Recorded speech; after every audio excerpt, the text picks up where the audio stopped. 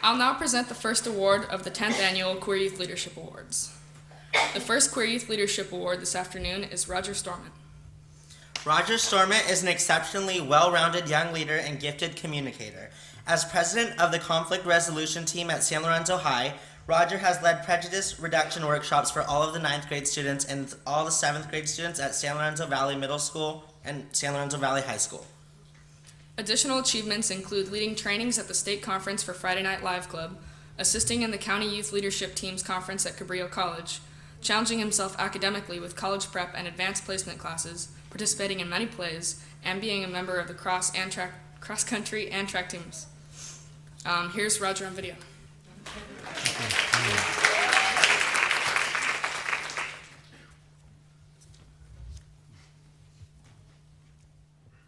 My name is Rodger Storment. I'm 16 years old and I'm a junior at San Lorenzo Valley High School, and I've been involved with NCBI for the past 3 years, which is the National Coalition Building Institute.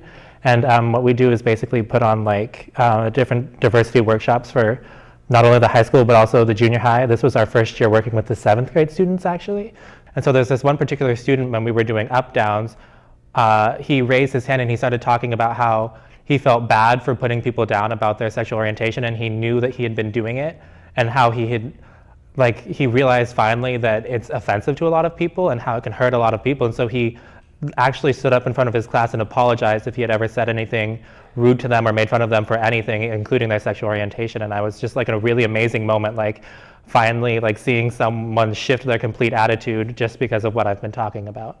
It's had its ups and downs, definitely, because once I started doing the training my freshman year, it made me a lot more visible because we did it in front of all of the freshmen, and then we've also done it in front of all of the juniors and all of the 8th grade students and all of the 7th grade students. So it's made me a very visible out person on our campus, so that when we have those students who are against that kind of stuff, who are homophobic, it makes me a lot easier of a target, especially. So I start trying to engage in an open conversation instead of just avoiding the situation altogether, because that way I can help shift different people's attitudes and make it so that they're more accepting instead of just giving them something else to fear because they don't know me and stuff like that.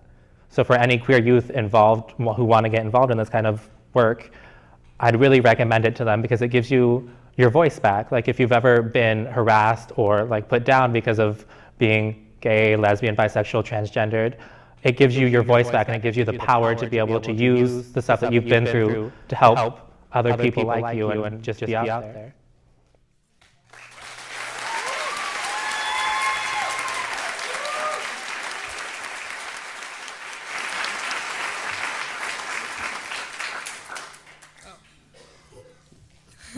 Come up on stage, Rodger. Hi, my name is Grace. Hi, my name is Anne.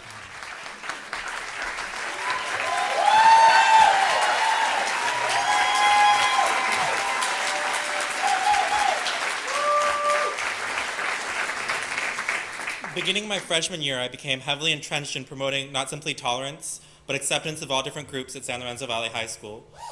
With the National Coalition Building Institute's diversity awareness trainings, I became aware of the growing problem of homophobia on not only the high school campus, but on the junior high campus as well. Daily one can hear "that's so gay" or "you're a fag" being flung around by students. I decided to take a stand and become an advocate for a group who all too frequently loses their voice and their ability to take a stand for themselves. My main focus has become helping queer teens and all other groups who face discrimination regain their power and their voice and demand the respect they deserve as human beings. The road has been a bumpy one, and being so visible and vocal on campus often makes me an easy target, but with strong support I have remained steadfast in my stand. First off, I would like to thank Joan Fry for getting me involved in this work in the first place. I'd also like to deeply thank my mom, who's actually here tonight, for her advice and support.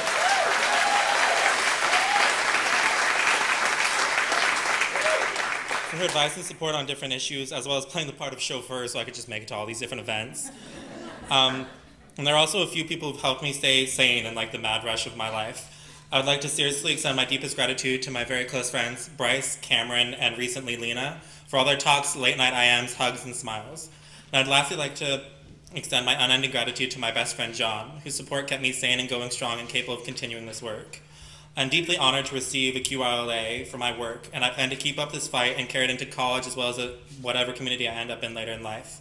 I'd like to announce this SMAD, or Students Making a Difference Club, more specifically the NCBI branch of San Lorenzo Valley High School, as a recipient of the $500 to help ensure we can keep up the battle against discrimination and homophobia for years to come.